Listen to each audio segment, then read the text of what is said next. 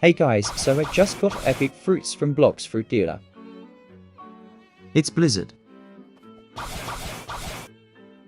I'm so excited, I just randomly got it lol.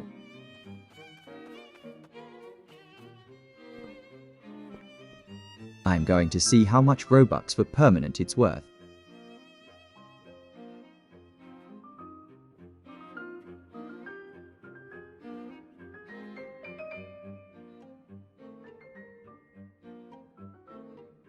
Well, 2,250, that's a lot. That's all guys, make sure to subscribe and bye.